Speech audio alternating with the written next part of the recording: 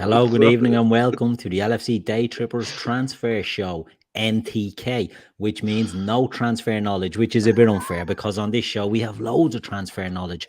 But what we're not afraid to admit is we get it all from scouring the internet, from Twitter, from the Sky Sports, and all the other stuff that all the other ITKs get it from, but will not admit. I'm the host tonight, Keith. I'm joined by Chris. Chris, how are you? Good, thanks, mate. Great to have you on. It's a long time since we've done one together. I know. And it's even longer since I've had Joe on. Joe, how are you, my friend? Leeds United, it all changed since the last time we would have spoken. Yeah. Good to be back. Glad to be back. I like the Trippers. I watch when I can. All changed, mate. All changed, man. It's all changed. New manager, players leaving, the crown jewels leaving, man. It's we're getting used to this Premier League and the top six taking the best players. You know what I mean? We have to get used to it, innit? So there you go. Yeah. See, that's it. But look, we can we'll have a little talk about Leeds and how their squad is shaping up and the business they're doing and any other links they may have, because we'll start off on one player actually. Well, with you, Joe. We'll start off on the big one that's sort of doing the rounds at the moment. It's Rafinha. Now, I'm a huge Rafinha fan. I was actually saying Liverpool should have gone from when we went for Diaz. I was probably wrong on that, you know. But it looks like he's gone. And the price, 50 million, is that what I'm saying, getting bandied about? So that's what David Ornstein reported. But I know Leeds United were holding out for 65 million. They said that since. And then Fabrizio Romano has said 60 to 65. So I can't imagine Leeds selling less than 60, just with the fact that we took... There's a lot of Leeds fans unhappy with the 42 million for Calvin. So I can't see us then, you know, I think that put us in a good position to say to other clubs, we don't need to sell anymore. So if you want him, come and get him. And the good thing is with Rafinha is you had Barca, you had Chelsea, you had Arsenal, you had Spurs. Even Newcastle entered the running for a little bit today, but I don't think he was ever going to go there. But we had a bit of a bidding war. I think with Calvin, he said, I only want to go to City. So you're stuck then. So you sort of have to meet City's demands. Whereas Rafinha is probably... He just wants European football. He wants Barcelona, but they ain't got the money, so he's had to go. Do you know what? And his agent's Deco. Deco's played at Chelsea, you know, so it's one of them ones. I'm gutted he's going there, though, Keith, because we don't like Chelsea, so... Yeah, and that's why we love you on the Trippers, you know. Our enemies are all the same. But will we have you there? Calvin Phillips, you've touched on that, 40, 45 million or in around that ballpark. My opinion on Calvin Phillips, right, and I've had rows with Leeds fans over this in the pub and that, I would have sold him last summer because I think his price was at the sort of peak that you may have got for him. And I was worried that so many years under Bielsa, and look, Joe, I'm a huge Bielsa fan, as you are yourself, it takes its toll, and the injuries were starting to pick up on him a bit. And I felt, you know, cash in, maybe it's the best thing to do. He's a great player, but I just felt that he was maybe starting to pick up too many niggles. Didn't really get much out of him last season, and you've sold him now for 40 odd, 44, 45 million. Can you see him getting into that Man City team? Or is it... All I see, and this, I don't mean to be disrespectful to him, I know you're a huge fan. I just see Fabian Delfro all over this, to be honest, going to a club and not really impacting it. Am I being too harsh on Calvin? And I know you're a huge fan of the kid since he sort of came through there. Or can you see him maybe surprising the skeptics like myself? Yeah, I do. I do see him doing that. I think on the Calvin thing, what I will say, just to give my overall opinion on it, when Bielsa left, we were never going to get, in the system that we played, the same Calvin we got under Bielsa. You know, he played on his own in front of the back four. In the double pivot, when he came back, he didn't look great. I can't lie to you. You know, it was all congested. It was so narrow. He weren't able to pick the ball up in space and ping it out to the wings like he will be able to do at City. So I think for Calvin, it's like almost it's the perfect transition to then work, you know, from Bielsa to Pep. Do you know what I mean? I think he will surprise a few. Of course, he's going to be benched a lot. Like he's going to be, you know, coming on for Rodri, etc. Sometimes he might play them together. We'll have to wait and see. But the thing is, City are fighting on all fronts. So he's still gonna get a lot of game time at City. The thing that frustrates me, Keith, and I know you're not one of them, and I know Chris isn't, but there's a lot of top six fans that just don't watch the other clubs, and they just automatically assume they're no good. And I can't wait for him to go and prove a lot of the doubters wrong. To be fair, in terms of the fee as well, like I'm okay with it. A lot of Leeds fans lost their head. Yeah, I looked, Fabinho, 40 million. He went for more than Fabinho. Kante, 30 odd million. Went for more than Kante. There's only really Rodri, I think, that's more than him in that position. And we know how good Rodri is. Even Guimaraes went for 36, and that was just in January, So I think the fee's decent. And I'd argue he's easier to replace than Rafinha in the current setup that Jesse's gonna go with, because there's a lot more players out there that can play in a double pivot as opposed to that X factor that Rafinha's got in terms of goals and assists.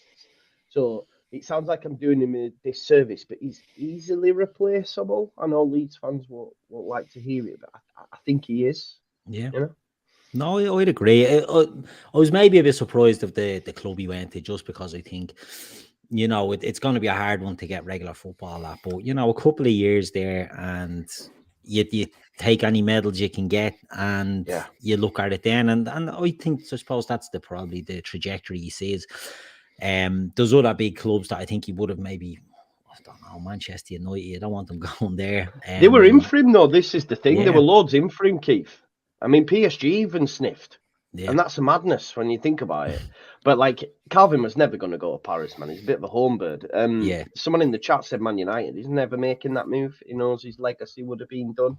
I think he goes there, and, it's conceivable next season he could have a Champions League and a Premier League title. Do you know what I mean? I know, obviously, Liverpool fans will disagree, but I understand why he made the move. Look, it's definitely that's why he's gone there. And, Man City, the business they're looking to do this summer, indicates that they're going to be firing on all fronts, going for this. But Chris, I'll come to you.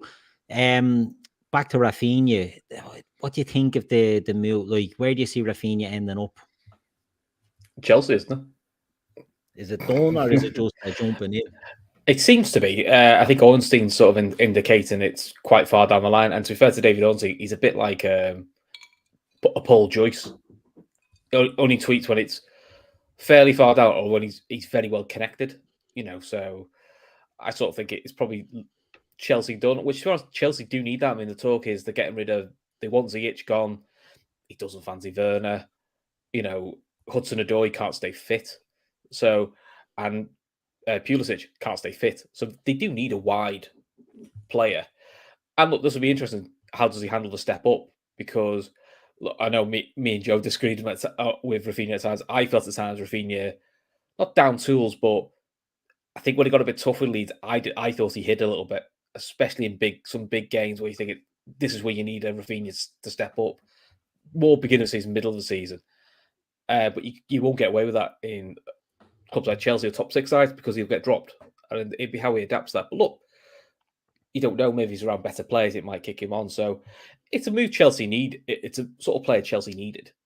They needed more goals from wide positions. Lukaku is pretty much gone. So they need to sort of get more goals into the side and a bit more pace into the side.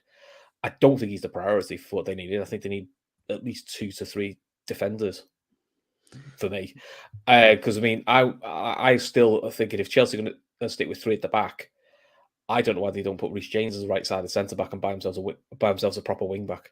Because for me, I don't think Reece James is a right-back in a back 4. I think he's either right-sided centre-back in a back 3, or he's a wing-back. So if Chelsea want to stick to that, and also if you play him as a right-sided centre-back, that's a bit of pace that they need. It's interesting because they are looking. We'll stick with Chelsea for a second. And Joe, I know you're a big Chelsea man, but the idea of Raphinha going there, and as Chris touched on, there seems to be a lot of movement going on. So Lukaku was gone. We know that. Ziyech, I think, handed in a transfer request, so he wants out. And Werner is apparently being offered to Juventus as part of a deal for Matthias de Ligt at the back. So there seems to be a bit of a change. Do you think the new look Chelsea, right? So they're going to look at having Mason Mount, Kai Havertz, Rafinha, and another player who will come on to is Raheem Sterling. It's a big change, isn't it, in the Chelsea attacking, if they can get those ones over the line. And people in the chat are saying, a bit late, Chelsea have done the business there. I didn't think it was confirmed. I knew they'd outbid everyone as far down the line for Rafinha, but I thought it sort of was they were waiting on Arsenal to come back and it's not official, but I think all the respected journalists are saying it's very close. I think he chooses Chelsea over Arsenal anyway, doesn't he? Because of the Champions League. Yeah, exactly. It's interesting, mate, because the funny thing is, before as I was asked to do this, I was thinking, right, I'm going to drop the bombshell. I don't think it's a bombshell, but I just think, well, what's going on at Chelsea, right, with this Todd Bowley coming in and him wanting to do it all himself, and a lot of the players leaving and all that. I was thinking, they're in trouble for the top four. They're in trouble for the top four. And I was thinking, is that a bit of a bold prediction? And then, Raf, they still want Sterling. Fabrizio Romano's just tweeted out to say Koulibaly is another one on the list for the centre-backs as well. They want Ligt. So, yeah, it's going to be interesting to see what Chelsea do. I'm more intrigued to see what their future holds under this new owner. Like, what they're going to do with all the stockpiling of youngsters that we used to, Are they then just going to knock that on the head now? It seems to be a bit of a mad transition. I believe football's cyclical. It goes in cycles. Man United have had their day, they're done. I was praying that Chelsea have had their day, they're done now. You know what I mean? Because I'm just not sure if this Ted, but obviously it seems to be going okay, right? But they still haven't got any deals over the line as of yet. But it's like, can one man be expected to do it all? I don't know. The jury's still out. But that front four you mentioned there, Sterling on the left, Rafinha on the right, it does improve them, doesn't it? Because the deals they did under Lampard, I'm bringing it back to him, by the way, but the deals they're bringing it, they didn't really work, did they? Really? I mean, they haven't, have they? Any of them really? And that's the thing, isn't it? When they do, and it's a good point, that summer they done all these deals, and it's too much at one time, and there's a fear that it could be the same again this summer, because they're looking at bringing in at least 2 top centre backs, because they're losing Rudiger and they're losing, I think, Christensen and Azpilicueta. Have they signed new deals, or are they're going as well? I think they're still. There's only really Thiago Silva at the minute, isn't there? I think Christensen's gone. I think Christensen's gone. Azpilicueta, I think, activate. I think he's ultimately got a new deal because of an appearance, the number of appearances. But I think he wants to leave anyway. So although he's got a 1-year extension, he still wants to go. It's just that they'll guarantee a fee for him. The thing with this summer is, looking at the way the fixture pile up is until Christmas, this is probably a season where you want as few big changes as possible. You want like a bit like icing on the cake signings. You don't really want big structural changes, because it's literally, especially for top 6 or any side in Europe, it's just your game every 3 days. And no, most sides are used to that. But this is how I'm intrigued how Tottenham do, because Tottenham did really well under Conte post Christmas with 1 game a week.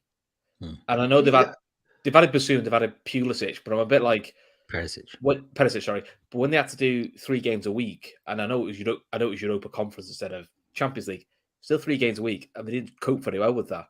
And we saw how eventually it hit West Ham, and these are a lot more condensed, because there's no real League Cup rest points until, I think the League Cup doesn't start till November.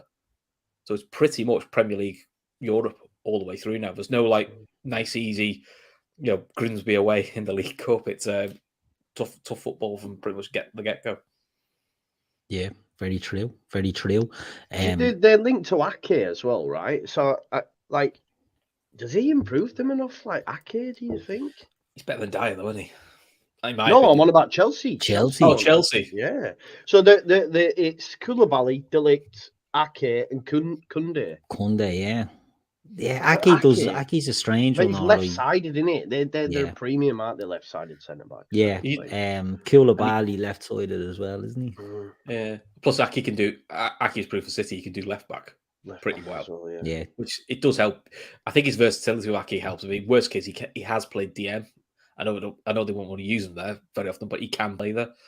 But they had the chance to bring him back from Bournemouth at a cut price deal, and they chose not to.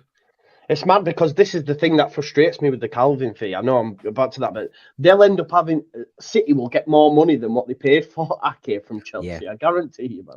It's mad. Didn't they pay 50 million for him? Yeah, they paid big bucks for him. Yeah, it's mad. But we had that with Manny, didn't we? I mean, we probably should have got more than what we did for Manny, but he said it's buying or no one, and that kind of ties your hands a little bit. You still made money on him though, bro, and you had him all them seasons, and he's won everything. Oh yeah. It's still great business. But if you look, Jesus going to Arsenal for 50 1 year in his deal. I know he's younger, but Manny's a better player, so that's where you look at it. But I mean, look, we did buy him with Thiago because he did the same thing to him. It's Liverpool and nothing, and so it does swing around about sometimes. You got to sometimes take your medicine a little bit and not quite get the fee you'd like. Yeah, and Bayern shot themselves in the foot with the Lewandowski thing because they're looking for 50 million for Lewandowski, and he's 2 years older than Mane. So I think they tried to throw in about Thiago. Says, look, we don't use a solid with Thiago, and they're like, yeah, but he's looking for 50 million for Lewandowski, and he's 33, so we're not backing down. And sometimes the teams try to drum up a bidding war, and it doesn't happen. It just doesn't happen. But Chelsea are looking to do a lot of business. I think they're doing an awful lot too much. There's something about Thomas Tuchel that I'm not a huge fan of. And I know Gav hates his guts. He might have changed his opinion on that recently, but I don't know. To me, with Tuchel, it's like he can't settle on what he wants to do. I don't know what Thomas Tuchel's style is. I don't know what Thomas Tuchel's preferred system is. Because to me, he fell on a defensive system with that 3 at the back when he took over. He won a Champions League. He stuck with it. So it'll be interesting to see if he perseveres. Do you know what I mean? It's like a fresh start now, nearly. And it'll be interesting to see. They could be linked with a lot of players, and they might end up just signing Raheem Sterling and Rafinha and 2 centre backs. But they could do with a midfield player as well because Kante misses an awful lot of games. Jorginho up and down. I think he's decent. A lot of people don't like him. So it's very interesting to see. It's very aging, do you know what I mean? He seems to be the squad. Kovacic seems to be out a lot as well. Exactly, yeah. There's a lot of. But will he give Gallagher Gallagher a shot? He did give Loftus-Cheek. I think he even played Barkley at some points. But I think for me, Gallagher's a player. He's a real player. So it'd be interesting to see what happens there. They'll do pre-season and then make a decision on him. But you could be onto something there, Joe, because there's not many links to midfield players. So maybe that's what they're looking at. Conor Gallagher going in and being, the midfield. I'd love him at Liverpool. I think he's very good. Do you know what I mean? Because he's energy. He's all energy. He's good on the ball. I think he's really good. But so maybe he's the answer to that problem. But yeah, a lot of big moves at Chelsea and a lot of background stuff that'll be interesting to see how it plays out. But Chris, you touched on Spurs there a minute ago, so let's jump over to Spurs. My favourite North London club. Spurs, right, under Antonio Conte. See, I think these are building. We'll get on to the other North London club in a minute. But Spurs have been building their squad under Conte, and it's been very up and down, and he's been very hormonal. They get a win, and it's the best team he's ever coached and the best players he's ever worked with, and then they get beaten. And he can't understand that, and he's doubting himself. It's a bit of a mad thing going on there. He's a bit bipolar at times, isn't he? He's very, very, very bipolar. But unlike what I said about Thomas Tuchel, where I don't know what his system is and what his plan is, we all know what Conte's is, and we all know Conte plays 3-4-3. We all know the types of players that he likes, and the business they're doing and the business they're being linked with is very, very interesting. Now, they've done, as you touched on, even Perisic, who was made for that left wing back role. They've done Basuma, who will slot in there beside Bentancur. It'll be a tough midfield to get through. And they're linked with I know Jed Spence is one they're linked with to cover their right back thing. But I want to get on to, and Bonkers LFC says it here, Anthony Gordon and Richarlison, double deal from Everton. Can you imagine how many penalties they get with those two in Kane? Jesus Christ. Be like the Tom Daly show, wouldn't it? Bloody hell. Well, it's interesting. Can you see Richarlison and Anthony Gordon getting near their team if they sign them? Because I'm assuming we're going to talk big money on these. I haven't seen the figures, but I think Richarlison I saw about 50 or 60 million. Yeah, I think the Blue Brethren wants about 80 million for both, don't they? Bless them. But I think it was Dave Maddox saying Everton were desperate to push the Richarlison deal through, but was standing firm on Gordon. But I can't say that. I don't think he'd be desperate to sell Richarlison, but it'd be interesting how he does, because he's. I think he did well for Everton to help keep them up, but he's a bit of a shrinking violet, I think, when it gets tough, though. Because I thought at times, and I was saying to you when they were in the real mare January to March, I thought he was hurting them, because it was too much of the petulance, too much of the throwing himself on the floor, too much. And how is he going to handle being not the big fish? Because let's face it, he's not getting in ahead of Kane and Son. I know we all say it's a squad game, you got to rotate, but he's literally fighting with Kulusevski for the other position. Because that's, I think, if it's a big game for Spurs next week, it's Kane, Son, and one other. And at the moment, you wouldn't drop Kulusevski because he's been brilliant for them since they've signed it. But it's if Spurs are going to do well in Europe, because I'm suspicious how they're going to do well doing the 3 games a week. They've got to give themselves some squad depth. Yeah. And what he gives them is pace. You know, he does give them goals. He does give Spurs a bit of snide, because I still think Spurs are too nice. Yeah. And go on, sorry, mate. No, go on, you go. So no, it's like they do need better options, don't they? The Bergwijn and Lucas Moura, etc. They were linked with Rafinha, because that was a thing as well. It's like, I don't think he'll go there. He's got to compete with Kulusevski. So it's interesting, but I mean, apparently looking at these figures, 80 million plus 20 million in add-ons for them two, for Gordon and Richarlison. That's crazy. But I do, I spoke with Matt Hayes, and he said like he would like Rafinha, but Richarlison's what they need, because Richarlison gives them that versatility and can deputise for Kane, but also can play on either wing. Do you know what I mean? So they need that, don't they? Someone who's going to be willing to go and actually say, okay, I will play second fiddle for Kane. But what he also does, it's not just a like for like. He can play across that front three, which means he'll get more game time because they are in Europe, etc. So the Gordon one's a wild shout, and I don't think it'd go down well with Everton fans with it. But I mean, they're talking about spending 20-25 million on Harry Winks, for God's sake. Well, when I seen that, I was like, wow. Well, the last I saw was that's what Spurs want. Everton want him on loan with an option to buy.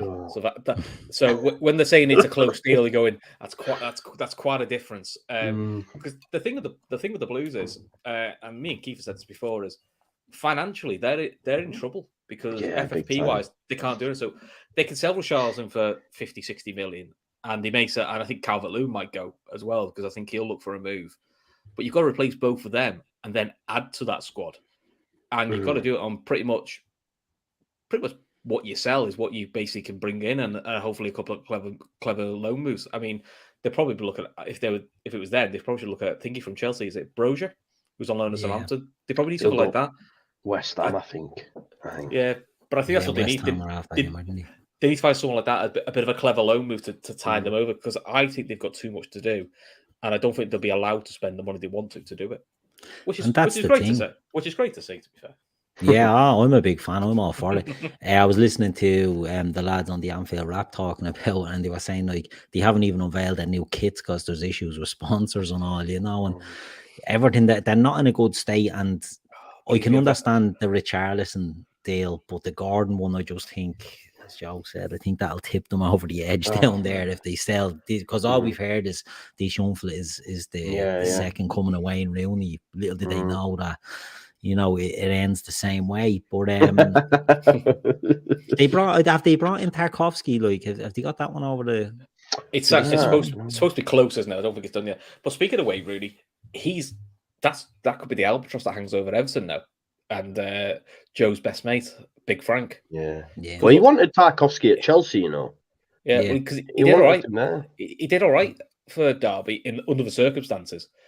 And look, he's going to go away, finish his badges off and all that. But I think Rooney will be highly sought of, and I think he'll be looking for a lower side Premier League club or a top end Championship club. And trust me, as soon as Everton go on a run of 2-3 games without a win, that's just going to be which will happen. It always does in Lampard. Won't be his fault though. because he'll shout at Klopp and say it's his fault. Well, I can say it's down. I had no money. He's already got his get out, man. He's already got his get out. God, he's more protected than a Tory government, that lad. Yeah, but that's just the way he is. He's a Tory, he is very much a Tory. That's why they love him. That's why they love him, indeed. But so Spurs, they're doing interesting summer. Again, they've got a couple over the line at least, but linked with others. I think they need another centre back as well. Personally, I think they need to get someone in there. I'm not a fan of Eric Dyer, and I think Cutie Romero's a good player. I think they could do with another centre back in there. But it'd be interesting to see what they do there. Staying in North London, lads. Joe, will come back to you. Arsenal. I've been looking at a lot of Arsenal stuff recently, and 12 out of 10 transfer windows, and they were talking about, Fabio Vieira. Who did they get? Fabio Vieira. They were getting Rafinha as well. They included Jesus, Rafinha they were including, and Lisandro Martinez, who they haven't got either. They signed the Brazilian young lad as well, didn't they? I can't think of his name. And they signed an American. They've signed a keeper from Matt Turner. Englishman, but from America to be the backup to Mr. Hollywood. Yeah. So Aaron Lonsdale. Do you not rate him? Oh, I think he's brutal. Aaron Lonsdale. Yeah. Oh, I think he's terrible. I think he's absolutely brutal. I think he's he's one of these keepers that makes a save look more spectacular than it is. Yeah, I know what you mean. Do you know what I mean? Whereas, we're spoiled at Liverpool fans. We have Alisson who makes hard saves look easy.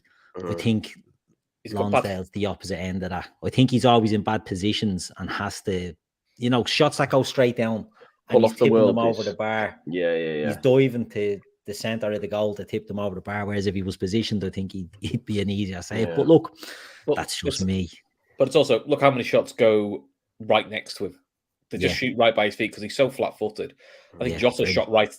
Jota twice just shot straight at him and scored, and it didn't. And they weren't hard shots; they were just right at him. So look, he's a keeper that will get you into Europa League, probably get you into the Champions League. If Arsenal long term are looking to win leagues, and this will probably come back to bite me in the arse. But I might. They won't move him on now. They're wedding to that. But long term, he isn't good enough. I think he is. I don't think he is. No, not for a team challenging. I think he would be their Achilles heel, as we've had at Liverpool. We've had Mignolet at Liverpool and Karius, and we knew it was glaring. We needed an upgrade. We needed the best in class, and we got the best in class. And I think you need to have that sort of. City did it with Joe Hart. Yeah, who got to a level, and they went, he's good to a level, but he's not what City need to go to the next level, and they moved him on very, very quickly. I just think, he's good at a level, but I think if you want to be going to the top, I'm not a fan. But they signed these players. They were doing pictures of Rafinha in the jersey and all that. Didn't work out. What do you think of the business they've done? So they've got in Vieira, and 99% people will probably tell me, I'm miles behind. They've announced Gabriel Jesus. But let's say Jesus is in the door. Yeah. What do we make of that? I want to use our opinions because I have my opinion on this. So so for me, prior to obviously the Rafinha thing, I'm looking at it purely based on speculation because they've been linked to Tielemans as well, which has been mentioned in the chat. Yeah, Jesus, they brought in that Vieira, who I don't know an awful lot about, to be honest. And I've watched a few bits of people saying, is he really what they need, etc. But they did need to improve the overall quality of the squad. I like Arsenal. I do. I like Arteta. I think they are building something. It'll be interesting to see if this. Do you know what really narks me is this chat about Saliba? Like, I've not watched him, right? But the way Arsenal fans go on about Saliba is like he is the second coming, yet he's been on loan for 2 seasons. The reason why is, let's see how he gets on. I'm interested to see because I'm hearing, we've got Saliba and Gabriel, and then I'm like, right, so where's Ben White going? You're after this Martinez guy. You spent 50 million on Ben White. I like Ben White. You know what I mean? It's what it is. With my club, that's why I'm biased. Can't head a ball, You can't head a ball. Yeah, true. That's probably true. But I don't know. I think they're building something. But for this season coming, especially if they get Tielemans over the line as well, I think that's a good acquisition for them. I think the mad one was Enquiries. Like, I'm sort of glad that they signed it because Leeds United were the other club that were interested in it. Yeah. So you're So, glad like, that you've avoided that one. like, and then they gave him the Thierry Henry shirt, man. Them Arsenal fans are fuming about that. Yeah, go mad.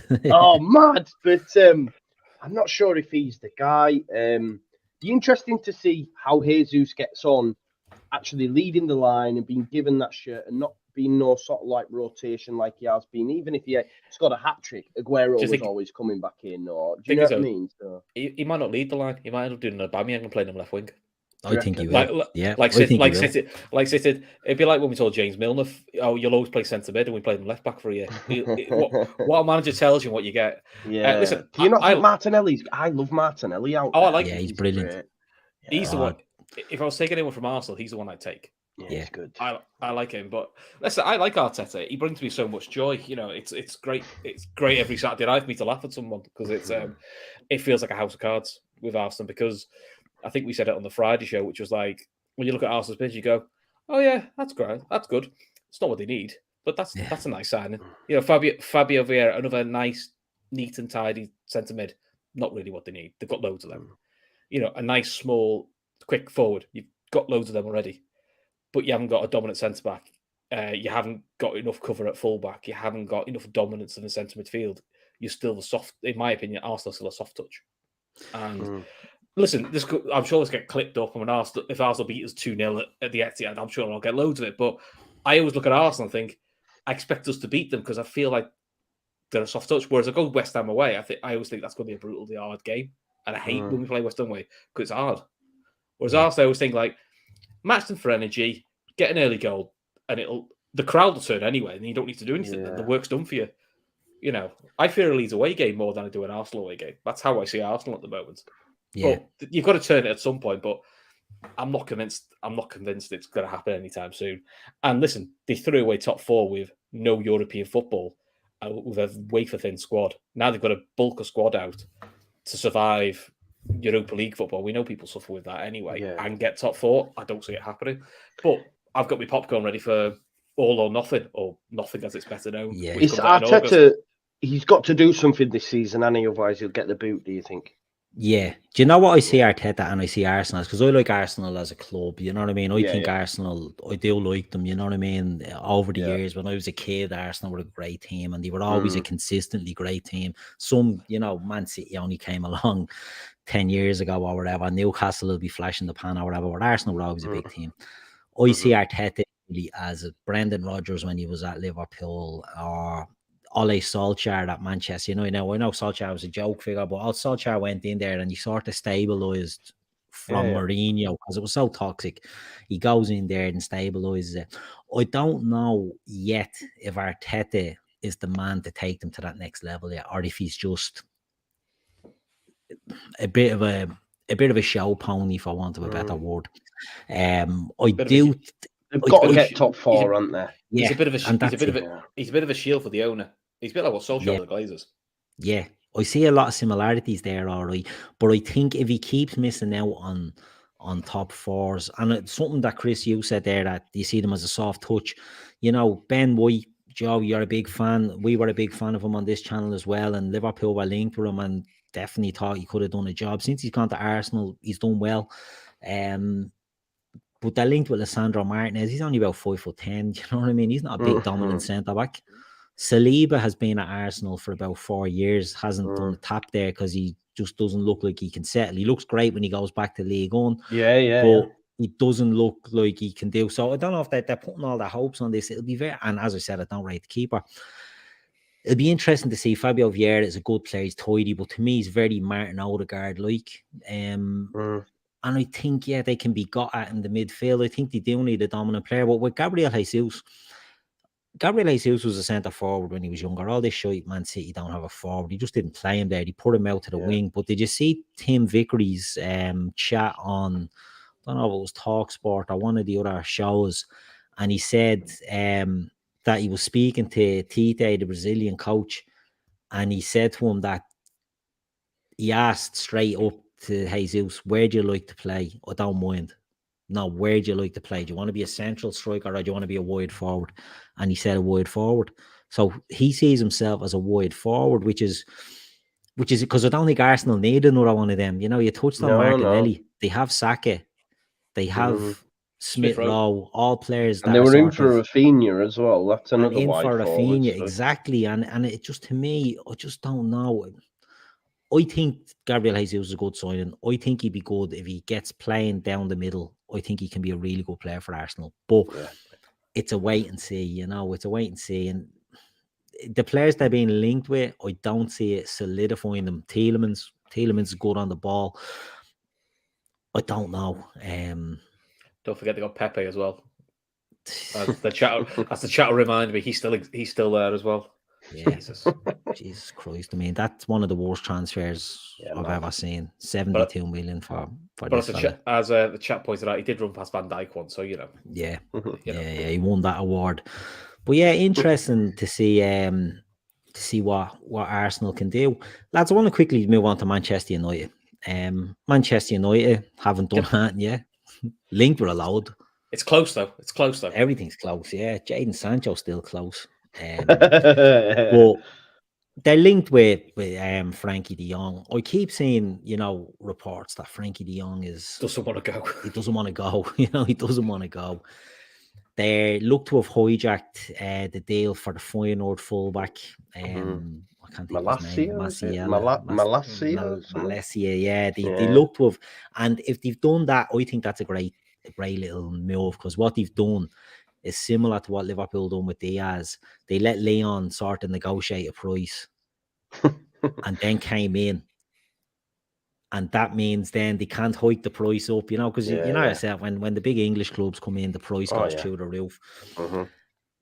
And they've Feyenoord have sort of been left with their pants down there, because they've given a price. So, they're like, well, we'll pay that. We'll take them. We'll pay that.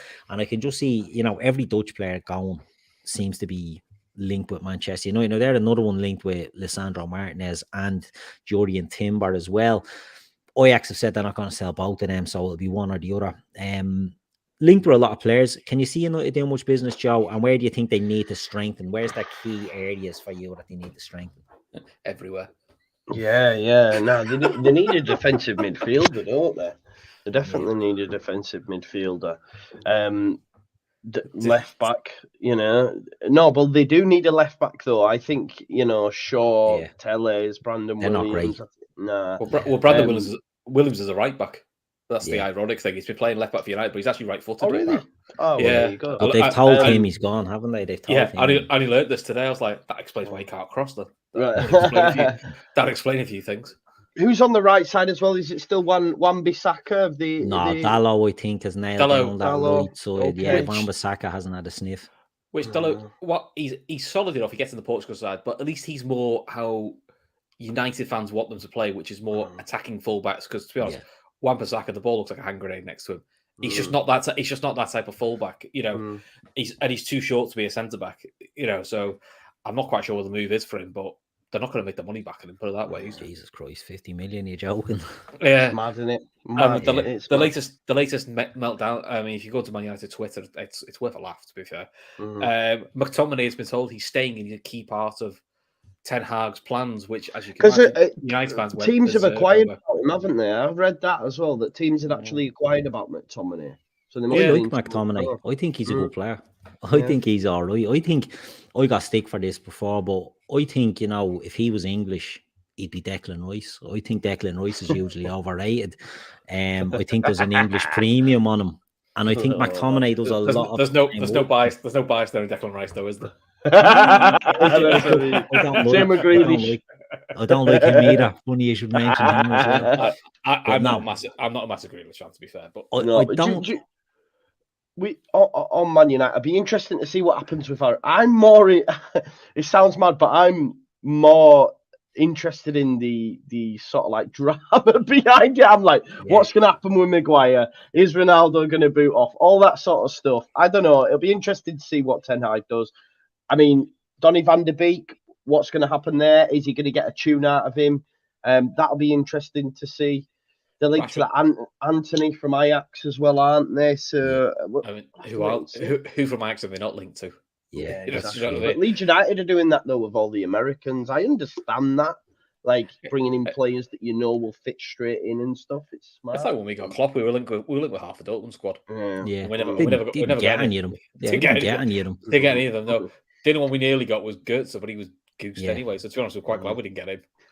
Yeah. So, but with the United lads, you're right. You know, Frankie de Jong, I've seen a lot of people saying, "Oh, Frankie de Jong sorts out the defensive midfielder." Frankie de Jong's not a defensive midfielder, so I don't know what they're expecting. Frankie de Jong is probably what would actually suit us. Yeah, I think he's a very good player, Frankie de Jong. We all, you know, criticism of Liverpool is we don't get enough goals from midfield. Yeah. Now, look, we can talk tactics and that's how we play, but it would be nice to get a few more goals from midfield. He'd actually probably suit us better, but not for that fee. And his wages are astronomical as well. I mean, but I think everyone's wages at Barcelona are astronomical. That's why they're in the mess they're in. Exactly. That's why they're in the mess they're in, because they've done piss poor business, really. So I think he's a good player. I think if United sign him, he's good. What they need. Don't know where that puts Bruno Fernandes, because I know a few people told me it's a squad game now. It's not 1981. I'm more than aware of that. I wasn't born in 1981, so I wouldn't know. No, surprisingly not. I know it's hard to tell. But Jen, when you spend big money on big players, they play the majority of games. You know, we know it's a squad game, but in big games, Fabinho, Thiago, Van Dijk, they always play. You know, for Leeds in big games, you know, Cooper will always play. The main goalie will always play. Phillips would have always played. Regardless of what the squad game is, you would play certain players. And that's where I'm going. Like, I mean, that's probably a criticism of Fernandes is he's not been great in big games. Great against, you know, anything below 10th. Yeah, he steamrolls all that shit, but in the big games, he's not. Yeah. And as well, they're linked with Christian Eriksen as well, which is another player who would be playing in them sort of.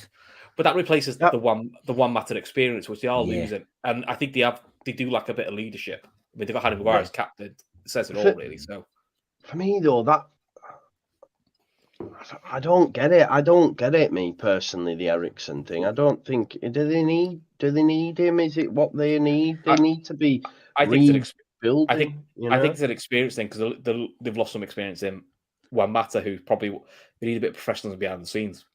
He's only about 28, but isn't he, Eriksen? He's not even that old. But he does have a lot of experience. I know he's an experienced player. Yeah. I think they're looking for a PR win, to be honest, with Christian Eriksen. Yeah. That's what I see it as, and that might be cynical, but I just don't think it's isn't it mad for him. I don't think it's a great move for him. I think, but isn't it mad that he'll make a decision? It's either Brentford or Man United, and it's like it's still, funny, man. But it's like it's still a conversation, as in like which one would you think he'll pick? Whereas before, if you heard like United wants him, you go, wow, that's what. He's off. So they used to regularly just go to Spurs, didn't they? Or they take Berbatov or Carrick from Spurs, and they wouldn't be able to put up a fight, and they'd go and take, Alan Smith and Rio Ferdinand from yourselves, and at the time Leeds were a Champions League team around then as well. So it's really shows maybe how the might you fall in there. Do you think it's worrying that they ain't got any in? I thought he'd come in and they'd be like, right, bam, bam, bam, bam. They ain't got one in. They're back training. They're back in training already. Yeah. They still haven't got the structure above him, right? But I think United reads of lines. I want to try and stop what they've been stung for years, which is everyone go, whatever the price is, put 20 million on, and when they go, we're not paying that. They go, just hold out. Why? Because they'll get desperate and they always come back and pay for it. Yeah. And maybe this is them going through a couple of sums of pain where they go, no, that's the fee. We're not paying above that, and we're willing to walk away. But they haven't ever really had the balls to go, we're willing to walk away, which Liverpool did with Diaz. And I think this is what this Oxlade-Chamberlain midfield bollocks is with Liverpool is. I think we're willing to go into the season with an Oxlade-Chamberlain, but we won't mind him going. We're just not. Man United have been linked to him as well, right? Yeah, that has to be a bit of blatant skullduggery by a reporter somewhere. You reckon? Yeah, you don't believe that, right? No. I think I planted that story. I was just trying to get it. I'd be surprised, put it that way, if they pay any money for Alex Oxlade-Chamberlain from ourselves. If they like the player, I'd say wait until he's free. They famously won't do business with us. I can't see us given. And the thing with Liverpool, we'll move on to Liverpool now. The thing with Liverpool is Jurgen Klopp. I've had great fun on Twitter today. I've seen dropping little things to the fans about their ridiculous expectations. Jurgen Klopp. The thing we know about Jurgen Klopp is if you go in and do a job for Jurgen Klopp doesn't bomb players that have done a solid for him. Alex Oxlade-Chamberlain, whether Liverpool fans like it or not, Jurgen Klopp likes him, and he's done well for Klopp. He got injured, and Klopp wanted him to get back, and he couldn't get him back. He's not going to just ruthlessly dump Chamberlain. So if Chamberlain wants to move on for himself, Liverpool will facilitate. It's similar to Minamino goes to Monaco today because Minamino wants minutes. Do you know what I mean? So Liverpool fans, I think, don't understand. It's not FIFA. You know what I mean? You can't just, right, I want to throw out these two and we're going to bring in these. He has sort of bombed him out, though. He just does it in a very Jurgen Klopp way, which is you don't see any links in the press saying, he's not in my plans. I don't want him. We'll have to pick him. But literally from February, he played one game.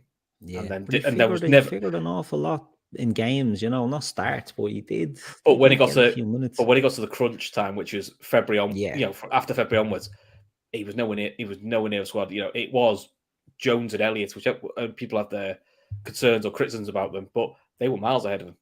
Yeah, and if he stays at Liverpool, he's 8th choice. And it's a bit like the Carey situation where he's basically said, "We can't find a buyer for you. Fine, you can train with us, but that's all you're doing." And he was literally, "I'll play Petaluga before I pick you," which is the closest you're going to get to your club bombing someone out because it never gets leaked out publicly. But I mean, if you're Chamberlain now, you've got to be saying you're 28, mate. At 29, your options are going to be even more limited. You need to go and play. Yeah, exactly. And I know his partner just had a baby, didn't they? They just had a child recently, and people would say, "Oh, well, he won't want to move." But he's going to be moving in a year. You know what I mean? So he might just want to do that now and go on. But that's the sort of Liverpool fans are going mad because Paul Joyce came out and said, when they done Calvin Ramsey, that's it, no more incomings. And they're all like, "Oh, no midfielders." When you read between the lines of these things, I think, they say these, there's no more, but we'll monitor if anything changes.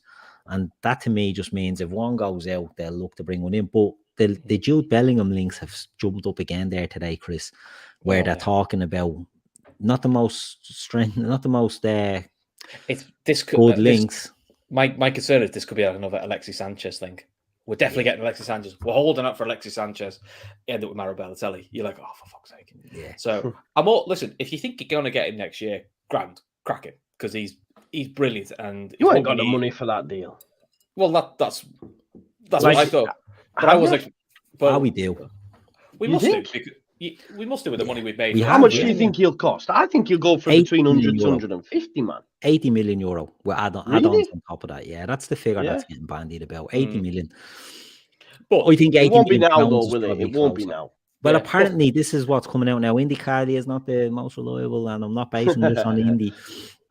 But I think it's people getting the hopes up. But I could look. Liverpool would be stupid not to push for it. But even if Liverpool decide, say you tell me now, Bellingham's locked in for next year, it's guaranteed. Whatever happens, we're getting Bellingham. Sound. But you're still going to have Milner to leave next summer. You're still going to have Chamberlain next summer. And as it stands, you're going to have Keita leave next summer because he hasn't signed a new contract. And exactly, yeah. I wonder now, having listened to something on the Anfield Wrap, maybe the movement they talk about isn't Chamberlain. Maybe it's Keita. Maybe they're actually get to the point where they're going to say to Keita, if you don't sign by this date, politely, you're fucking off. We'll get a fee for you because he's 27 and it's more of a, you're still in peak years and we need to make some money on him. Yeah. So maybe I still think if you can't get Bellingham, you get someone else in the summer. I'm not saying you have to pay Barella and get 70, 80 million pound player. There's lots of useful midfielders, which may be why the Gnabry link's coming back, because maybe that leads to a formation change. And it also gives you a Mo Salah cover to rest him. Richo63 there, who's an Everton fan, says Bellingham is an Everton fan. And I did see him holidaying with Frank the Tory there as well in Ibiza. So he's definitely comes to Liverpool then, because most of our best players have been Liverpool, have been Everton fans. I was listening to something earlier actually, and they were saying about Bellingham. I forget. I was trying to look for his name. His name's Darren. He's one of the chief sports writers at one of the papers. Can't remember. It's not Darren Moore. That's the West Brom manager. But anyway, we was talking about Bellingham, and I think they're on about making him captain this year.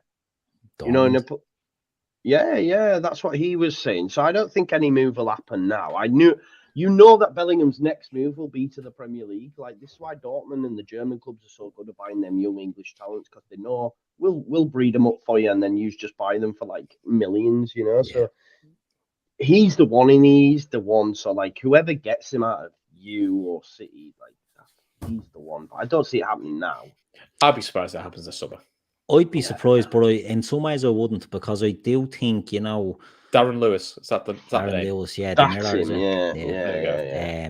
I just think Liverpool, for Liverpool to get Bellingham, right, I think they have the money there to do it, because they were linked with too many, and that got out of control, the price there, because Real was out on Mbappe, and then desperately have to throw 100 million at Monaco to get too many in. I think Liverpool have the money there. They will do it if it's the right player. I think everyone knows that Klopp wants Bellingham. I think Bellingham wants Liverpool, and that's the key to it. Like a lot of the things, Bellingham and his family, you know, they like stories about Klopp being linked with Jude, and I think there's been plenty of instances of that. So I think Liverpool need this to be like Van Dijk and like even Oxlade-Chamberlain. Oxlade-Chamberlain turned down more money from Chelsea to sign for Liverpool. Van Dijk turned down more money from Man City to sign for Liverpool. And I think they really need Bellingham to be the same. Do you know? Because if it goes into a bid more, Liverpool won't offer 350,000 a week for a player. That's sort of what happened with Sancho. Sancho liked Liverpool. You know, everyone was that he liked Liverpool, he liked Klopp, but Liverpool weren't going to meet that level of fee or that level of package. They just weren't, and that's the concern with the Bellingham deal. You've got to hope, like you said, it's a Van Dijk thing, where it's pretty much when the Van Dijk thing was happening to Liverpool, you never heard of City. And look, City aren't stupid. There's no way City aren't sniffing around Van Dijk. He just decided that's where he wanted to go. Yeah. You know, a bit like Phillips decided, I'm only leaving Leeds for City. Grealish, I'm only leaving Villa for City. You know, so because you're not telling me no big clubs looked at Grealish. They also just got wind off his agent that just don't bother. He's going to City because he doesn't want to come to anyone else. And sometimes you've just got to accept that. That's the De Jong what if United is. He may still go there, but he doesn't want to be there long term. That's going to cause you issues. Yeah, 100%. The Gnabry links come back as well. It's a strange one. I like him. I like him. I think he's a good player. I don't know. And the worry for me is, does he do the numbers? You know what I mean? Maybe playing in there. He doesn't do great. Not that he doesn't do great numbers in a Bayern team that are dominating. I think he does it in assists more than he's more of a facilitator than a goal scorer. Which look, maybe that's why we're looking at the Bellinghams of the world, or we've been linked to the likes of a Bellingham, and we've got Nunez. Is maybe the aim now is to stop Liverpool's goal threat isn't going to be wide anymore coming in. It's going to be more central options. A fourth, a midfield runner. Maybe that's the way we're going to go. Maybe it's the evolution of Liverpool. I wonder if that's the evolution of City, especially in Europe. Is you might see Rodri and Calvin as a two to stop a Real Madrid semi-final happening again. Yeah, and then you just say Kevin De Bruyne a free roll, go and enjoy yourself, which to be honest is quite a scary prospect. He's 31. I didn't realise he was that old. Oh, he's over 30. He's over 30 now. They need to 31. It was his birthday yesterday or something, I was saying. So, he's finished. Put a line through him. Once you're 30, you're finished. We've been told that. Yeah, 100%. But no, Liverpool, I think Liverpool should do a midfielder this summer, because I said it before on shows. There's an awful lot to do. You touched on it, Chris. There's an awful lot to do next summer with players leaving. And even if they do get Bellingham, which as we all know, there's going to be competition. Even if they do get that, it's not one isn't going to be enough. So it'll be interesting to see what they do. But I think it will depend on outgoings. And I wouldn't be surprised to see them doing one. Joe, how do you see Liverpool? Right. So Liverpool this summer, they've lost Minamino, they've lost Mane. They've brought in Calvin Ramsey from Aberdeen. They've brought in Fabio Carvalho from Fulham, and they've brought in Darwin Núñez.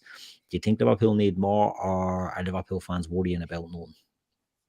No, I think you just got to trust in the process, haven't you? I know it sounds a bit thing, but Klopp's got it right. I think the two young lads you've got in there, Leeds United, were linked with both of them, Carvalho and Ramsey. I was hoping he'd choose Leeds Ramsey, because I look at Trent and I'm like, mate, he's so young, he's completed football, you're not getting in there, so just go to Leeds, but it's what it is. I think, I think you'll be all right, mate. The only thing is, I don't know, I've not seen enough of Darwin Núñez. Do you believe? Because I look at Haaland and I think, it'll be fine.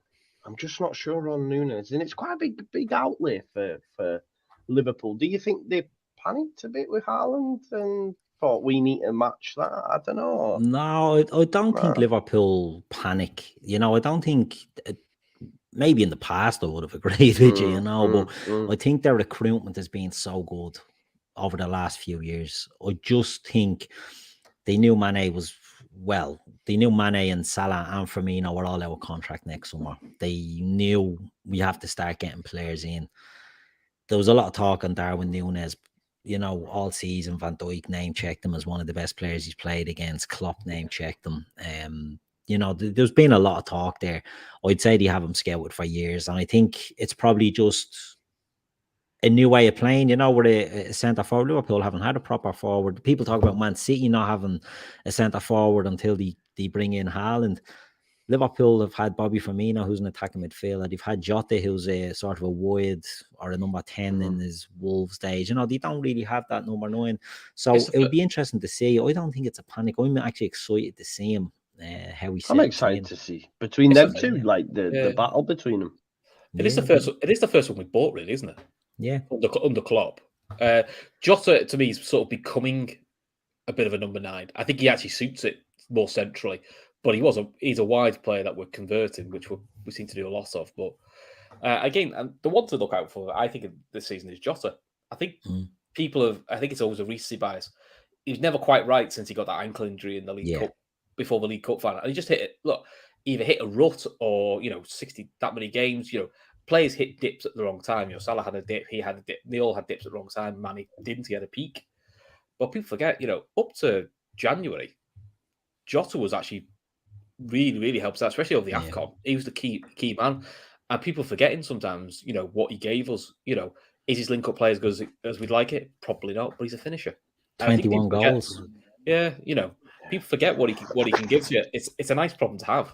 And it wouldn't surprise me if over a game of the season, it's Diaz, Salah, Jota as your front three, and Núñez is on the bench for the first 2 or 3 games. Wouldn't surprise me, because that's kind of what we've done before, and Klopp will go when he knows for a bit. Yeah. No, is Salah not staying? Salah not staying, Keith? There's a lot of talk again tonight that contract is going to be signed, but I don't really believe it. I think the money that he wants, the rumoured money, I don't know what he wants. He hasn't told me what he wants. But the rumoured figures, when you talk about 400,000 a week and people say, he deserves to be paid. He's one of the best players in the league. He deserves to be parity with the likes of Kevin De Bruyne. The Man Cities and all have and the PSGs and Barcelona's reckless clubs or bottomless pit clubs have sort of skewed what the wages are. 400,000 a week, it's scandalous money for a player. He'd be 30 or 31.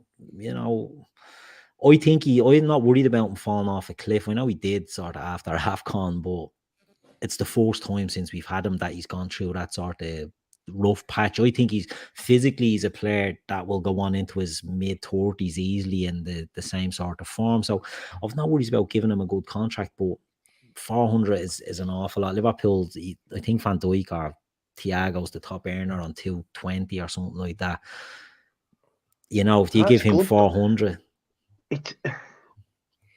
I know it's frustrating big money. for some they earn fans, big money with man. bonuses, you know what I mean? And it's good. It's a correct business model. I guess we're a little bit longer in the tooth, but I can understand people's frustrations as young uns and that, and they see City or whatever. And it's like you say, it's that FIFA thing of we need to be doing this, doing that. But see, when you get a bit older, like you're a little bit more relaxed about it. But I can understand, like, they're already on enough money. Imagine come on now, all endorsements and that. But also, if you scratch the surface, because this is the thing that winds me, because I can't believe he's only on 200 grand a week. It was only 2 years ago. He was the 4th highest paid footballer. Yeah, in the world. In the world, you're going, that's not 200. That's not 200 grand a week, and his Adidas sponsor deal. Yeah. I bet you probably in the last three years, he's probably at 200 grand a week, probably a handful of times. He's looking on well more than that. And interestingly, but again, this is the misinformation sometimes that comes out, is Mane's agents come out and basically said, he didn't want to talk about money, but he said the money that is being rumoured Mane was on, which we all know was 100 grand a week was the rumour. He said, it's also nonsense. He said he was on more than that when he left Southampton. Yeah. Now, how true that is, I don't know, but his agent's not going to be doing Liverpool any favours. He's left us. And he's still coming out saying the rumour figures you're talking is nonsense. So, the way Liverpool do it, they reward players, and Salah's on 200 basic, I think, at the moment. But his goal bonus could be, I think Liverpool give really high goal bonus, assist bonus, appearance bonus, win bonuses, and that's how their wages skyrocket. And it's I wouldn't personally smash the wage structure for any player, because I never think a player is bigger than a club. And No, you I'm agree, sure yeah. it would be like that with Leeds, Joe. You know what I mean? You've seen a precarious thing where mismanagement has fucked you up. Do you know what I mean? And many years of in the doldrums. Not saying that would happen if you give Salah big money, but it opens the door for more than, doesn't it? No, but like Van Dijk then asks for it, and so asks for it, and then like you say, you just end up with a situation like Man United who are getting rid of Pogba, Matic, all these players now that were probably on massive money, and it's just like. But I mean, it depends what you believe, because some of the rumours are Liverpool are willing to offer him around over the 300 mark, but his bonuses will be lower. So we'll guarantee you more down, which is what you want, but your bonuses will be lower to get to sort of parity meet us halfway. And there's a rumour that's not an agreement. I actually thought the issue was the contract length, but he's now his agent's now letting it known that he's willing just to do a 2-year extension. Which then sort of where will he go? Do you think? See, I think this is the problem that he has himself. I don't know how many suitors. City. I don't think he stays in the Premier League. I think that's all bluster. Yeah. I don't think he moves to another Premier League team. I think you're looking at PSG, Real Madrid, Barcelona. Barcelona are in so much of a fucking state. Like, they just cannot bring in players without getting rid of players. And you see it with Lewandowski, they're desperate to get him in. They can't do it. They couldn't get Rafinha because they have to get players out. So I don't know if that's an option. Madrid, as a short-term option, Madrid might be the one, because if they look at bringing in, let's say, a 31-year-old Mo Salah, playing with Karim Benzema, you've got two of the best North African footballers in the world. I know Benzema's French, but he's an Algerian descent.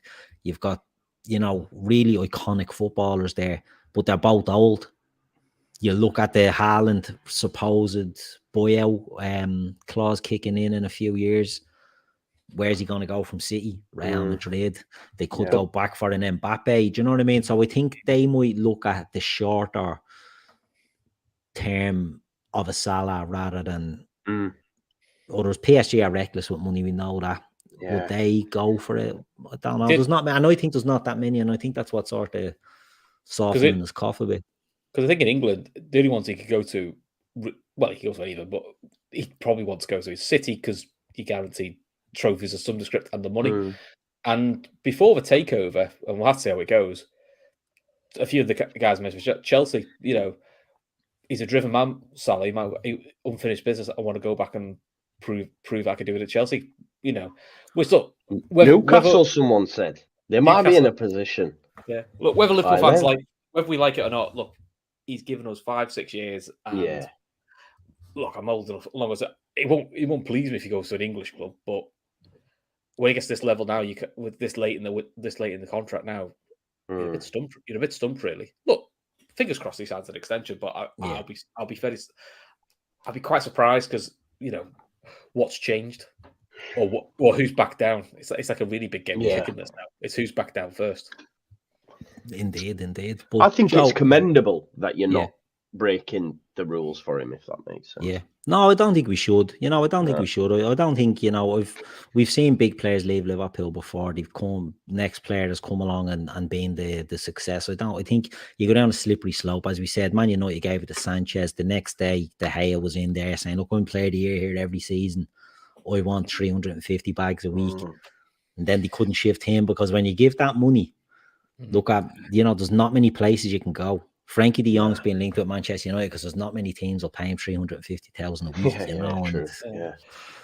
They're idiots, aren't they? It's class. Yeah. You love to see it. But I also think if Salah was the only big name that was at the end of his contract next summer, I think there'd be a little bit less nervousness. But the fact that he's going, well, he's going. Firmino, who will probably be a squad player this year, is going. Potentially Keita's going. Thiago then will be, I think he's 22. Down to his last 32. He'll be down to his last year or so. So again, then you're going, we need to plan for Thiago leaving. We need to replace Keita. We need to replace Bobby. We need to replace Salah. you go into the mini rebuild section then and listen. Does Klopp do one at that point? Well, I think he signed the contract a few months back. There's no chance he didn't know this was coming. Right. Okay. So I know the owners aren't popular, and I know we're accused of backing the owners and all that sort of stuff. But when you get to 2 extensions with the owners, there's no way Klopp's fell for the same trick twice. Go, oh, they promised me players, and they've done it again. The first window, they've done it again. You know? Yeah, I fell for it again. Well, he's supposed to be. He's a smart man. Whether we like it or not, Klopp is also part of this. Who we do and don't buy. So, I do wonder sometimes with Liverpool. Maybe Liverpool internally needs someone a bit like David Dean at Arsenal, because the talk was a lot of time David Dean would lean on Wenger and just say, just pay the money for him. Because Wenger was very much prudent, going, I'm not paying that much for Omri, or I'm not paying that much for a Wiltord. And it was apparently David Dean would lean him and say, look, the money's there. What you want, just go for it, and had to be pushed sometimes. Which it sounds very romantic now because Arsenal went and win everything, but that came out quite early on. I do wonder sometimes maybe that's where a Julian Ward sometimes maybe has to lean on the Klopp saying, if that's what you want, then we'll push the vote out for it. So again, is Klopp a victim of his own prudence?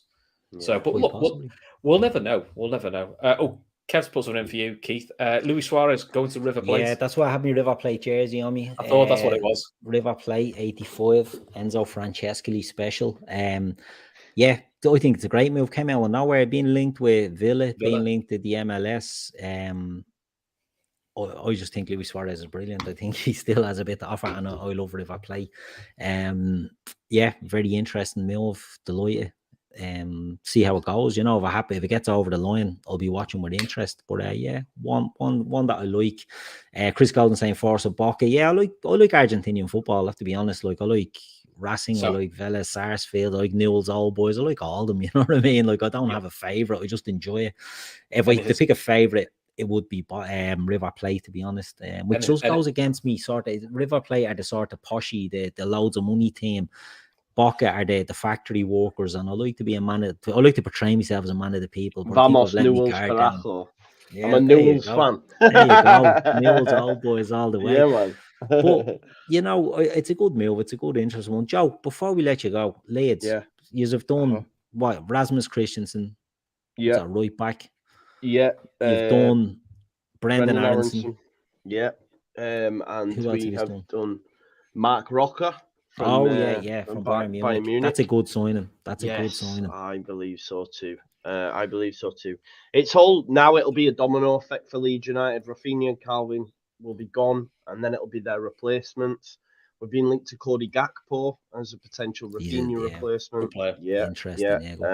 Yeah, that's been linked with Liverpool. Really good player. He's actually it's mad because we were talking about on my show earlier. It's like the top clubs like yourselves, they don't sort of take these chances. They let the middle type Premier League take the chances and then take them off you a little bit later. And it's actually been reported in Holland that he fancies a Gini Wijnaldum type move from PSV to Newcastle and Liverpool. So, that sort of vibe. So putting yourself in the shop window, because Rafinha came from he was playing Champions League club with Rennes, came to the Premier League. Now he's got his move to an elite club. So I think Cody Gakpo would be a class signing if we can get him. The one that excites me the most is Charles de Ketelaere from Club Brugge. Yep. So he's been linked as well. He's the next Kevin De Bruyne. He's been absolutely linked as the new De Bruyne. Yeah. So he's the one that I really want, but apparently he favours the move to Milan, which I understand because Milan want him. But does Victor present a package where he says, we'll give you more game time than Milan, you come to the Premier League, look what we did with Rafinha, look how we've raised this profile, come to us, you'll get your move that you want. And that's where Leeds fans are struggling to come to terms with the fact that we are that club now. I'm okay with it. I understand it. I think it's a good business model that we're doing. We've just got to get it right. And who else is there? There's one more. So it's either Tyler Adams or Mo Kamara, Leipzig or Salzburg, for the Calvin replacement to play alongside Rocker. I think the Adams one will get done because he's American and, Jesse gave him his debut at New York Red Bulls, etc. But it's been reported earlier that Mo Kamara has been told he doesn't have to go to Salzburg pre-season ahead of a move to the Premier League, and it's us and Brighton who are in for him. Brighton know a player. Everyone's waxing lyrical about Mo Kamara. He's been saying he's the next Kante, you know, as they do. Yeah. But listen, here's the what next it is. Naby Keita. Yeah. if we can get Kamara or Adams, Gakpo. I mean, Gakpo and Charles. Oh, honestly, man, they'd be mustard. Yeah. On the quiet, Brighton have got some work to do as well, haven't they? You think losing Basuma and the talk is Cucurella's on his way? Yeah.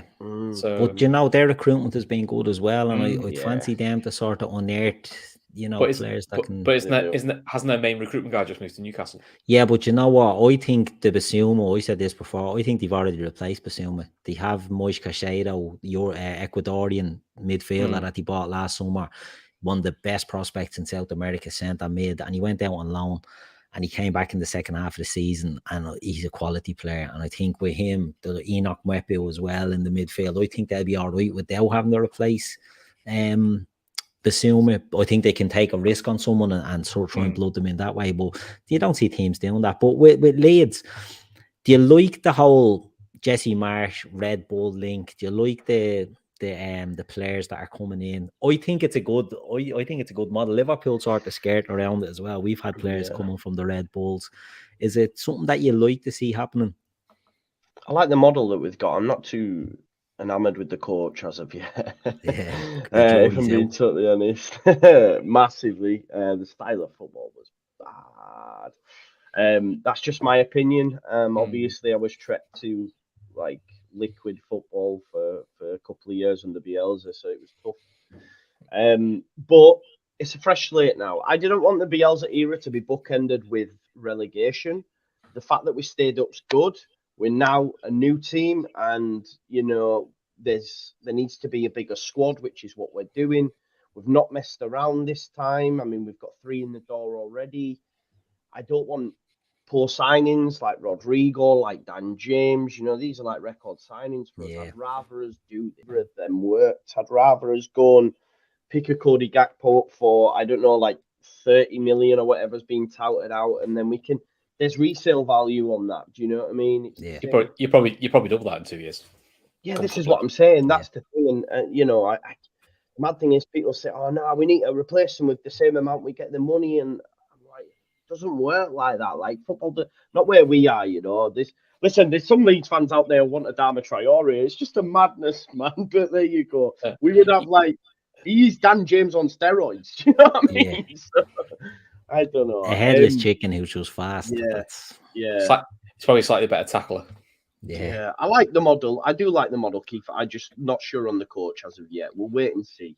Be interesting to see him getting a pre-season. I know it's not a long pre-season. You know what I mean? It's this season coming up is probably not the ideal one to be doing it. But I think, you know, he took over from Bielsa, who Leeds fans loved him. You know, the players loved him. Everyone loved him. Even if people thought he should have gone, I thought he would have turned it around. But I'm a romantic like that. But you know, I felt they should have got rid of him a bit sooner. But I'm not a Bielsa romantic. Yeah, but I think you're gonna but I think if you're gonna bring a new manager, it says you tried to sell 16 players one summer. Yeah. We did a transfer game and Keith sold half the squad. That's what we're doing. For my defence, loads of them were youth players, you know, that was getting money for them. The outlaws being Joel Matip. I was selling Joel Matip. I was selling possibly Mane. I was selling some big players as well. But the one thing I want to say with Jesse March is coming in post January transfer window, we basically couldn't bring anything into influence it. You just literally went, true. These lads you've got, they play the Bielsa way, which has sort of gone off the rails now. They're fucking knackered. They're knackered. And the ones that aren't knackered are injured. So true. Crack on. I do wonder, because I don't claim to have watched loads of Jesse March and all that, but he probably just did enough to. I was like, I'm just going to keep you up, and I wonder if it's just like a deal. Look, we'll do what we can to stay up. The summer is when I implement whatever his style is. Now, look, if we go back to at Christmas and they're still playing this shite, and then you can go, this is just not good enough. He's not what we want, but. I think he does need a little bit of leeway. I felt sorry we get the whole Ted Lasso bollocks, which any American coach gets, which is a bit tiresome now. He took her on the chin, in fairness to him. He did, to be fairness too, because what else could he do? The only thing is, I do think the signings have been good that he's made. I think Rock is a good player. I think Aronson's a very, very highly rated player. And I think Christensen's a good player. And the players that you're linked with, I think are good players. So, you know, it'll be interesting to see how he gets on. But look, only time will tell on that. So look, we'll finish her up now. Give me mid-table, like, boring season every day of the week after last season, bro. On the last day, that was heartache tackle. So, but that's what you want, you know. When you touched on it, Joe, if Leeds are to become a team that bring in these young talents and use them as a stepping stone, nearly, some fans and it's hard for fans to see their club as a stepping stone. Do you know what I mean? But if you're getting top talent and you're getting profits on them, that's how you improve. You know what I mean? And if you're sensible with your signings, that's all you need, you know. And we've seen Leeds, he touched on Dan James and Rodrigo haven't been great. But look, these signings look good. So it'll be interesting to see how he is do. Before I let you go, Joe, had someone asking, what's your channel? What's Joe's channel? He is just an amazing Leeds fan, centered into reality and 100% frank on Leeds and Liverpool. Joe is great. Joe comes on here from time to time. We love having him around here. That's Joe's burner. That's right. I've been typing away. But Kevin, you can get me at Just Joe Football Show, mate. Head on over. Anyone who isn't subscribed, I know Kev joins us from time to time, and that's nice. It's great over there. Yeah, good. Come over and get involved. I do watch alongs as well of other games. I'll be kicking that off for the season. I know you've been watching Liverpool content, mate. If you want a bit of fun though, watch the last 5 minutes of Joe's watch along. I think it's Norwich. That is despair and ecstasy in 5 minutes. I think literally Norwich equalised. Viral for that, didn't you? Joe's at the end of his tether, and then I think Leeds win it at the last minute. And I said straight away, literally, I think all those trippers messaged him and said, "He's got to watch what Joe's reaction was to that." He's a baller, by the way. Joe Gelhardt, by the way. Like, did you see what he did to Lewis Dunk at the last home game against Brighton when he just dinked? Oh man, he's a good player. He's a talent, and that's the thing. Leeds do have good young players there waiting to come through, don't they? And it'll be interesting to see if Marsh brings them through, because one of those the models at Salzburg and at Leipzig was give you the chance, and I think you know it's a good way of.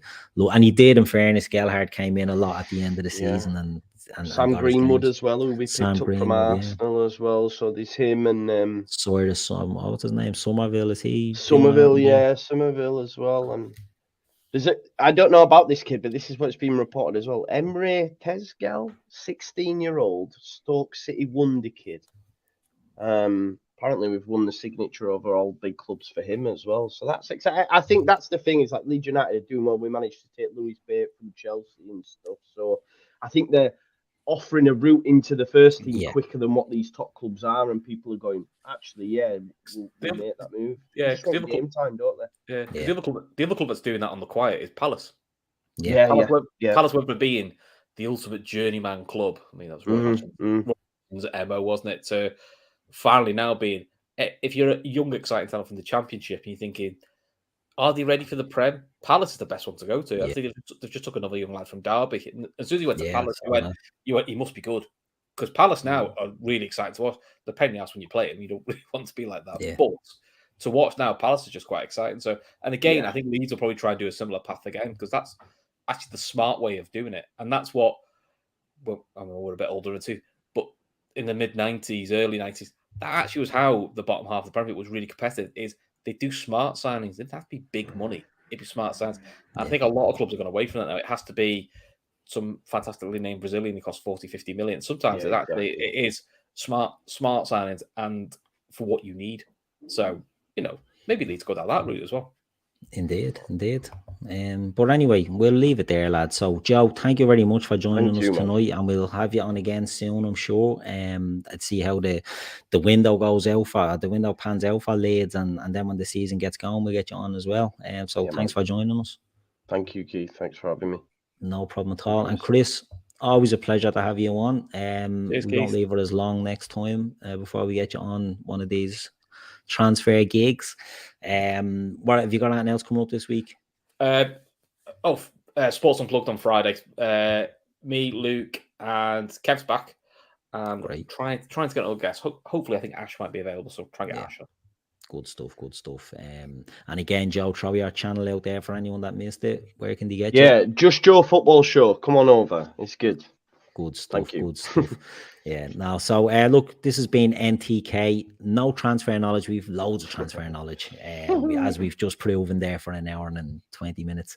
But Gav will be back. I don't know what whether there's anything on tomorrow. I'm sure. Oh, there's a quiz. There's a quiz tomorrow. Quiz tomorrow, and it's an interactive quiz. So you know, I'm not doing the questions. Nah, you're banned from the other questions. But it'll be good fun. So everyone tune in for that. It'll be good crack. And look, we'll leave it there. This has been NTK and the Daytrippers. We'll see you all again soon.